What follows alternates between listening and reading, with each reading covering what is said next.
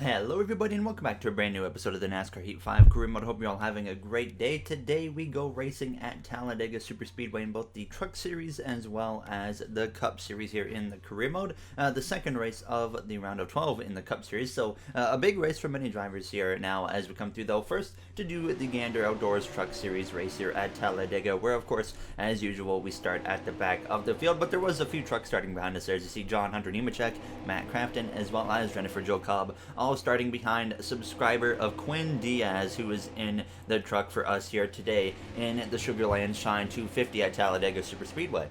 We come into Talladega Superspeedway here for the second race of the final round before the Final Four is decided here in the Truck Series, and we are in really good shape in the Truck Series side of things. We've had an incredible regular season. It's been a few races since we've won now. Actually, I think this is the longest we've gone all season without winning a race consecutively. I think we're at like 3 or 4 races now, which is pretty nice to be saying that, but either way, we are in great shape because of the playoff points that we picked up throughout that regular season. So here we are with Quinn Diaz running here towards the back at the, of course, start of this race. But even if we finish back here, we're still going to be in pretty solid shape going in to the next elimination race of what I believe is Martinsville Speedway, if I'm not mistaken. So Quinn, though, of course, did not want to stay at the back. He wanted to find himself towards the front of this race to continue to increase our cushion above that cut line going into that elimination race in the next few episodes here, as he was back up that inside lane, trying to make the 3 wide in the middle work, and unfortunately it wasn't quite working. So when he was able to get back down, though, to the inside, he would start to move himself forwards here within the coming laps here as he gets to the back of the 34 of Jason White, now through turns 1 and 2. There you saw the 23 truck in the mix as well, but as the laps went on, you see Quinn slowly but surely starting to move his way forwards there, getting some help from behind from Jennifer Jo Cobb, who was trying to follow him up through the pack, and same for the 88 of Matt Crafton there, as Jordan Anderson was currently out front. We come through just a little bit later, continuing to make moves here up the inside, now 3 wide with Clay Greenfield, as well as the inside of the 44 of Natalie Decker, as he was just behind the 98 of Grant Enfinger, but just making those moves and just slowly but surely climbing his way through the field here in the final laps of this race. So we come through now to the actual final lap now of this race here in Talladega, and he was on the door of getting into the top 10. He was right behind the 21 of Zane Smith, right into the back of him there through turns 1 as well as 2, as Jordan Anderson, though, he pretty much dominated this race. He was still leading here on the final lap out of turn 2. Now the inside of Tyler Ankrum was the 77 of Diaz now as it goes down this backstretch for the final time here in Talladega, trying to get that draft from the 21 of Smith, but unfortunately he couldn't quite move up because of Ankrum being there. But as they went down into turn 3, he would now have that draft as Anderson tries to hang on to the victory here in Talladega now. But Diaz up inside the top 10 here on this final lap as he comes through to turn 4, trying to make a move to the outside of the 21 down the front straightaway for the final time here, coming through into the trial to the back of the 22. He's going to go 3 wide up the middle here, trying to get any position he can coming to the line, because still every point matters. It's side by side for the win, but there is Quinn Diaz coming through to finish up inside the top 10 here in P8, and your winner was Jordan Anderson, just barely over that number 16 of Austin Hill here in Talladega. So a good finish once again for our Truck Series team, setting us up very well going into the next race of the Truck Series, which is the elimination race to decide the final 4 drivers to fight for a championship at Phoenix Raceway. Still not a fan of Phoenix being the championship race at all, but there see we are 35 points above the cut line going into the elimination race, so in great shape there. Really no reason we should miss the Final Four, and honestly I think we should absolutely win the championship this season in our second season as a Truck Series owner. Of course, our first season being an Xfinity Series owner, there might be an announcement about some new team owning stuff coming up from me here in the future. Of course, we just announced Paul Menard will be our full-time driver next season in the career mode for the Xfinity side of things. But we come through in qualifying, coming through to finish our lap here. The goal was a 48 flat. We came nowhere near that. We were over a second and a half off. And of course, for the Alabama 500 here at Talladega Superspeedway, we qualify in the 40th position here. So very unfortunate qualifying effort now, as you see Alex Bowman, our teammate who won last episode for the second time this season in P31, but he's locked into the next round of the playoffs for that round of 8. So he is in great shape now, as we see rounding out the top 10 is Austin Cindric, and up on the front row we got Chase Elliott, our teammate on pole, and Noah Gregson joining him there in P2. Alright boys, back at the track where we kind of kicked the winning streak off here, so hopefully we can maybe sweep both Talladega races. We've had a great playoffs. Hopefully we can have a good race here today and stay out of trouble and put ourselves in great shape going into the next one. There you hear myself on the radio now, and of course, going into the next race, it will be the Charlotte Roval, a very big race where Chase Elliott I would expect to be right up front in that one. But there you see the stories of the race. Brandon Jones has been struggling all weekend in that number 96 car. I can't confirm that team will be back next season in the career mode, and still the 95 team not 100% sure if they're going to be back in the career mode or not next season, and we only have a handful of races left, so it's going to be interesting to see what happens there as we get ready though to take the green flag from the 40 at the starting position as the green flag is out, and the Alabama 500 is underway for the second race of the round of 12 here at Talladega Superspeedway. Not a whole lot of pressure on us coming into this race. All we got to do is just have a solid run and we'll be in good shape going into the Charlotte Roval. And of course, we've got a great history at the Charlotte Roval and just at road courses in general now as we come to 1 and 2. I most look forward to the next NASCAR game when I'm assuming we'll have the whole 7 road course season. So that is going to be a lot of fun there now, as I just love road course racing here. As we go down this back straightaway side by side here with Chad Fincham. Of course, that 49 team will not be in the career mode next season. As you guys know, they will be replaced by the Red Bull Racing team, who is making their NASCAR comeback with Casey Kane, who they signed to be their veteran driver to kind of overlook things, give them a good idea of where to go in the future of the career mode. And only a 1-season deal for Casey Kane in that number 82 Toyota Camry for Red Bull Racing next season in the career mode, so it'll be interesting to see how that team does here as we come through the trial to complete the first and opening lap. Chase Elliott leads the way here after 1 lap now as we come through 13 laps to go in stage 1. Last episode though, Alex Bowman picked up the victory, just ran his way towards the front slowly but surely throughout the whole race, and finally within the last 10 to 15 laps he got up in the mix, held on for an overtime restart, and was able to pick up the victory there. So he is now looking to just kind of put his focus, of course, on that next round here and get himself into the final 4. You look at other Hendrick drivers like Chase Elliott and myself, of course, we're both in decent shape, but we are both definitely in need of good performances today to make sure we're in great shape going into the Charlotte Roval. And then, of course, the other one, Kyle Larson, not even in the playoffs now, as there was 4 wide. In front of us, Chastain actually was 4 wide with Briscoe, and DiBenedetto, he fell back a little bit there. You saw Alfredo as well fall out of that 4 wide. Now, as DiBenedetto, Briscoe, both in this round of the playoffs as well. Briscoe has really turned it up here in terms of performance at the end of that regular season. He was able to pick up a win in Dover. He has now picked up a win in the playoffs, and here he is in this round of 12 trying to find himself in the round of 8 last season in his rookie season of the career mode. I believe he was a first round exit if I remember correctly, but he did pick up 2 wins in that rookie season as well. Here's to go down this back straightaway with the 99 of Daniel Suarez, who has 1 win this season. Expect to see even better things from that team next season in the career mode, as they will have more sponsorship you'll see on the car throughout that next season instead of just the Trackhouse paint scheme here as it came through, though already up into the top 25 on this 3rd lap of the race, up the inside of our teammate of Alex Bowman here as we exit turns 4. Cole Custer on his far outside. Still was very surprised to see Custer miss the playoffs after such a strong start to the regular season here this season. Now as we're up the inside of the 99 of Suarez, we would get past him, get up the inside of Kyle Larson, our teammate, and then as well get up the inside of the 2 of Brad Keselowski, another driver, the only Penske driver actually, in the round of 12 here in the playoffs. So we come through now up into P18 behind Kevin Harvick. I was trying to kind of follow him through as I was up the inside of our affiliate teammate of William Byron. Another car I expect to see a little bit more consistent and better performance from next season, but we're going to have such a competitive field that I really don't know what to expect next season here. I mean, you're going to see maybe a team like Joe Gibbs struggle here and there running the back. It's going to be so competitive. It's going to be really interesting to see what happens now as we would actually continue moving our way forwards now, passing Kyle Busch as well as Denny Hamlin, 2 former teammates of ours now that have had very solid seasons. Up the inside of Joey Gase, we passed him as well. We got up the inside of Austin Dillon, and now by the time we came through to the 7th lap of stage 1, about the halfway point, we would enter the top 10 here as we came through the turns. A little bit aggressive from myself there, sliding to the outside of the 4 of Harvick, trying to pick up the drive from Chase Elliott. I saw Elliott up there on the top, and I wanted to make sure that both myself and Elliott can kind of work together in this race. We worked so well with Alex Bowman and Kyle Larson in the Daytona race at the regular season finale. I wanted to try and make sure myself and Chase Elliott could work together to make sure both of us can pick up a good amount of points to set ourselves up very nicely going into that Charlotte Roval, so we can both be very comfortable.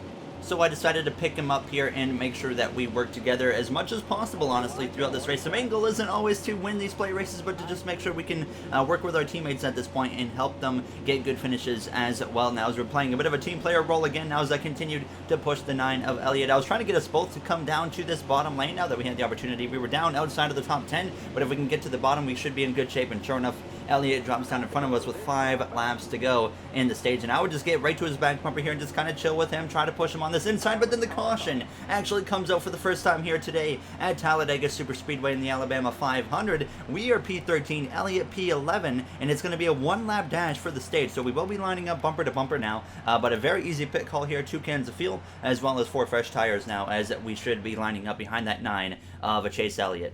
That was a solid first run, boys. Hopefully we can get a good top 10 out of this here. It's going to be tough, though. I think it's a 1-lap dash, so should be interesting.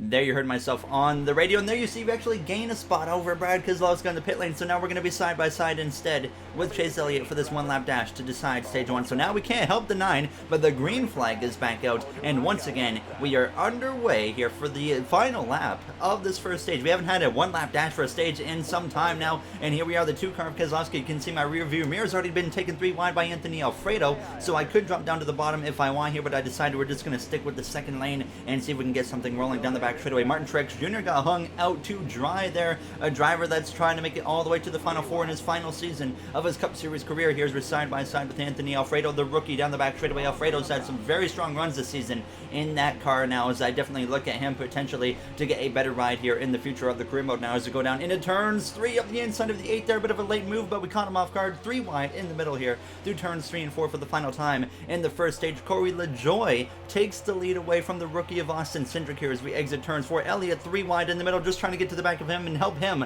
as we come through into the tri-oval for the final time here. 3 by 3 as we come through out of the tri-oval. Corey LaJoie will win stage 1, and we get right in behind the 9 of Elliott to get P8 here in the first and opening stage.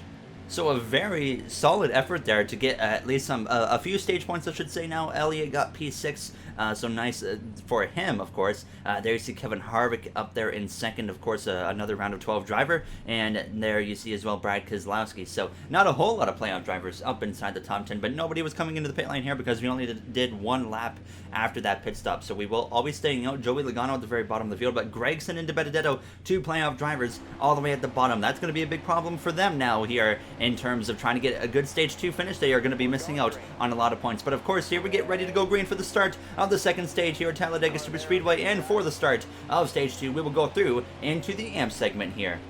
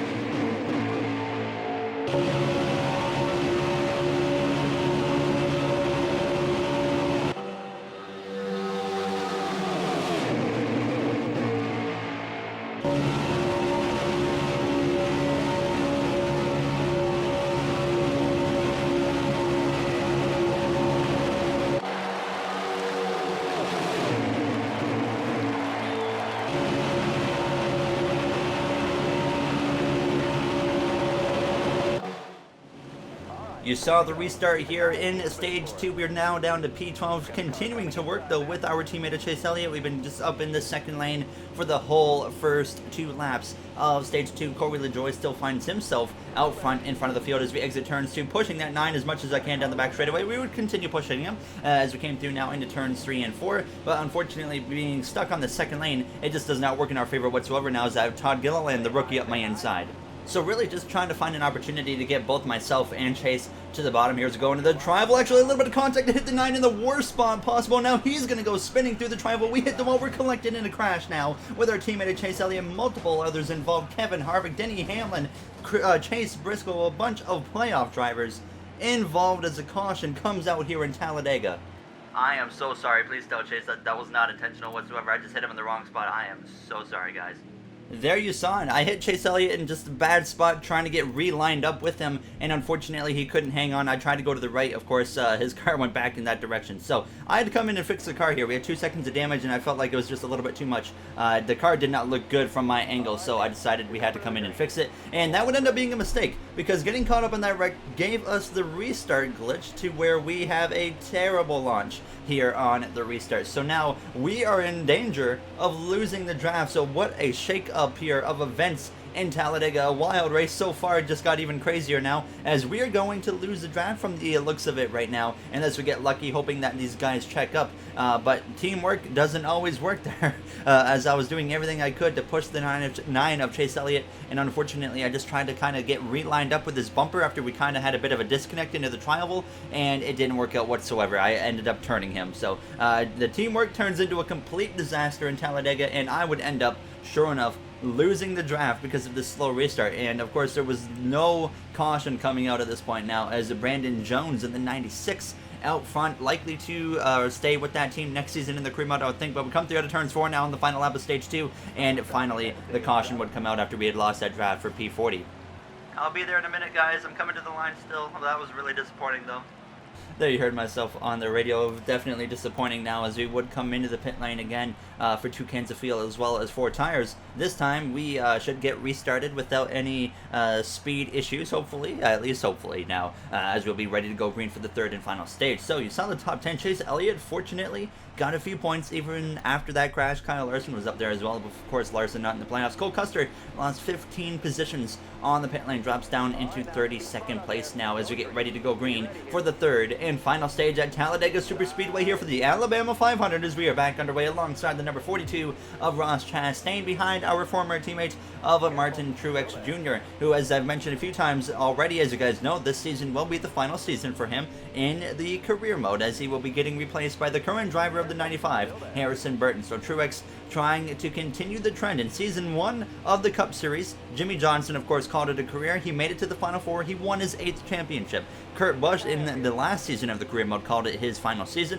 He made it to the Final Four and actually wrecked out and took myself along with him, so 2 of us DNF'd in that one. But Truex now in his final season trying to go 3 for 3 in the seasons of these drivers in their final seasons, making it to the Final Four here. As you see, 4 wide in front of us, quite a bit of 4 wide action. There was like 2 or 3 rows deep going 4 wide for a moment there in front of us now, as Christopher Bell cannot seem to find a way to get out of that 4 wide action here as we come through the tri-oval trying to complete this first and opening lap of the 3rd and final stage. Kyle Busch now finds himself out front as I slide up in front of the 3 of Austin Dillon, behind the 19 of Truex. But now as we go down into turns 1, we have a nice run, so I take it to the inside here of the 19 of Martin Truex Jr., up the inside of our rival of Joey Logano, who got eliminated in the last round of the playoffs. Now Logano won the Daytona 500 earlier this season, but very up and down for him now, as I have a big push from behind from that number 3 Dow Chevrolet here of Austin Dillon as we go down this back straightaway into turns 3.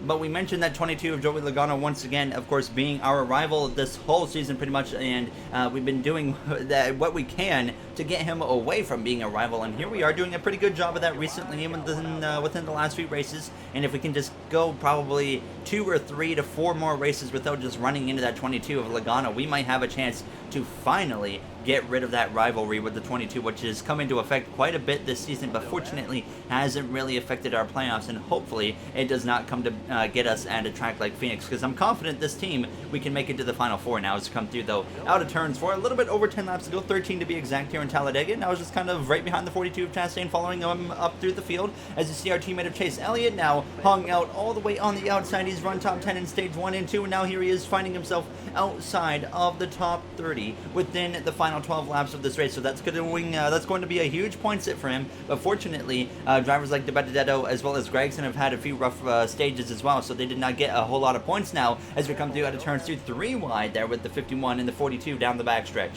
Christopher Bell there in the 20 on the inside now as we get that draft from the 21 of Cindric here as we try to clear the 51. So sure enough, that 3-wide move works out in our favor. We're able to clear the 51 of Joey Gase. And now as we came through down the front stretch, I would actually make it 3-wide up the middle. We had some help from the 51 of Gase, so I decided to attack on it and pass the 21 of Cindric, dive to the outside of our teammate of Alex Bowman, the only driver locked in at that next round of the playoffs. I was trying to make the same move on Bowman that I did on Gase. This time though, I could not clear. There's some contact with the 8 and the 7 actually got to the outside while Smith saves it in the McLaren. The 8 of Rennick in the RCR Chevrolet, he also saves it. So fortunately, we all keep it going in the right direction, but that just about turned into the second incident that we would have been involved in for the day here in Talladega. So thankfully, that didn't turn into anything at all. It definitely hurt the momentum, and now we were back outside the top 30 here with a little bit over 10 laps to go now as the two McLaren drivers side by side, Eric Jones, Zane Smith. Smith, of course, missed the playoffs. Jones inside the playoffs. He won earlier this season at Michigan. He made it into this round of 12, but here he is now having a rough race in Talladega, likely going to be in a must-win situation at this point going into the next race at the Charlotte Roval 3-wide there with Smith and Custer. I did not anticipate getting stuck behind the 10, so now I'm just looking for my opportunity to slide down to the inside. Finally, we get that opportunity so we can focus in here on the final 9 laps of this race and try to move ourselves forwards here as we got to the back of the 41 of Custer, but definitely regretted moving to the outside initially here in this final stage as we go 4 wide up the inside here of the 41. A big push coming from behind from the 12 of Ryan Blaney, but we're still 4 wide with Custer, Preece, as well as the 17 of Chris Buescher. Ryan Preece, of course, going to that 21 car that Austin Cindric currently drives next season here in the career mode, as Kevin Harvick had taken over the lead at this point with less than 10 laps to go.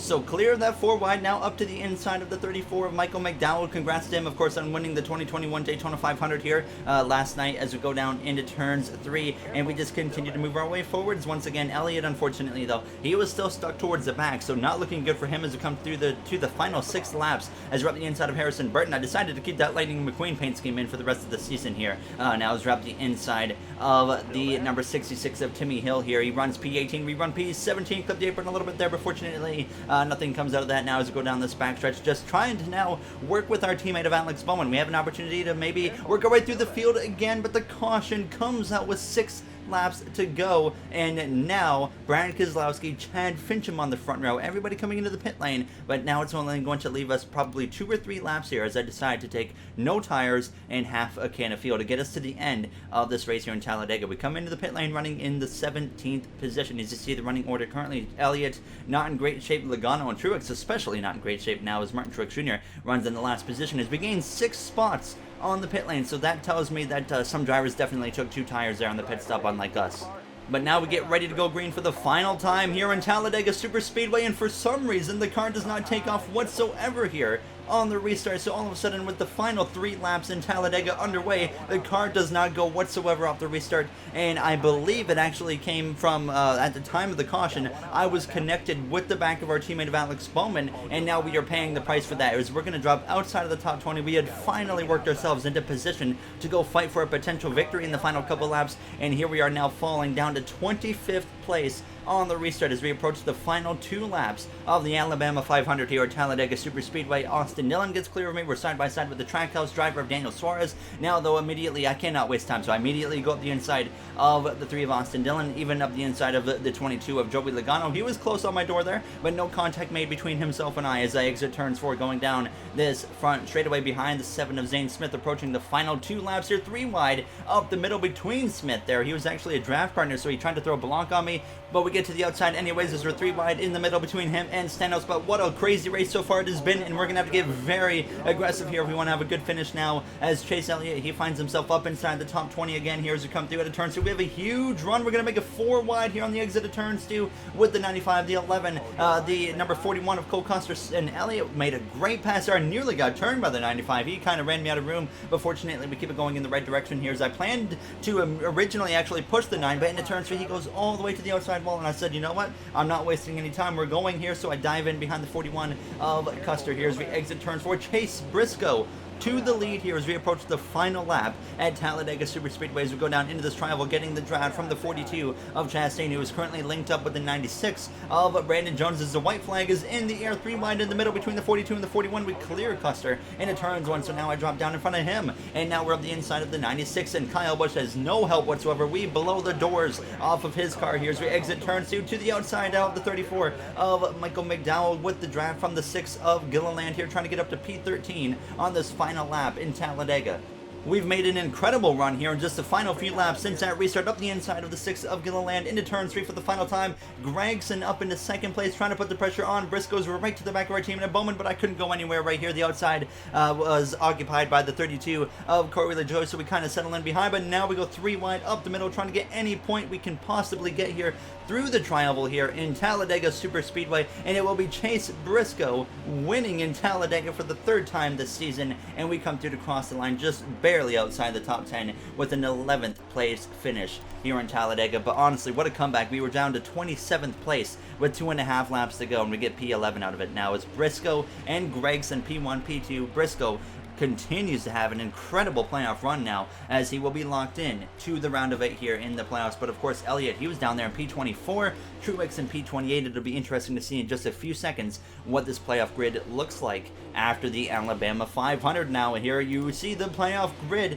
Truex still good by 25 points, but Chase Elliott is now only good by 10 points. We were only like a point or two shy of locking ourselves in on points, but we will be fine in the Roval as long as we pick up a couple points. But Keselowski and Harvick are tied for the last spot, but Harvick loses the tiebreaker. De Benedetto out by 11, Hamlin out by 18, Jones 35, so Jones has to win pretty much. Hamlin, realistically, I would look at a must-win as well. De Benedetto, though, right through Chase Elliott are going to have to fight it out at the Roval, and it's going to be very entertaining to watch. Of course, as you guys know, if I have an opportunity to help my Hendrick Motorsports teammate of Chase Elliott, we're going to be hopping on that opportunity. But we look to get our 6th win of the season in the next episode at the Charlotte Roval. So we'll see what we can pull off there. Now, as I was actually checking out some stats here, Briscoe, 3 wins on the season. He's only led 32 laps, though, here. 12 top 10s. Alex Bowman I was looking at as well. Of course, 2 wins, 28 laps led. And I looked at myself. We've led 198 laps this season. An average finish, by the way, of 7.2. Average start of 17.7. But I've mentioned Anthony Alfredo doing pretty well here in the career mode lately, and I actually wanted to kind of show his stats before we end this episode of the career mode. Alfredo in that car for Front Row Motorsports has done a very, very solid job. He picked up a top 10 here today in Talladega, and here are his stats that I'm going to show you in just a second. And this is pretty much the exact reason why I'm looking at a driver like Alfredo to maybe move up here to a better ride next season in the career mode. As a rookie there in that number 36 car, he's gotten 4 top 10s in that car now, as he's had a solid average finish of 25.8. But that will do it for this episode of the career mode here at Talladega Superspeedway. A wild race, to say the least. I hope you guys enjoyed it. And of course, before we end this episode, I would just like to say thank you to the Going Racing members. As you guys know, I'm going to be putting all the members on my car for Phoenix Raceway here in a few episodes timed. But just want to say thank you to MJ, Aiden, James, Joseph 9001, RJ, Timothy,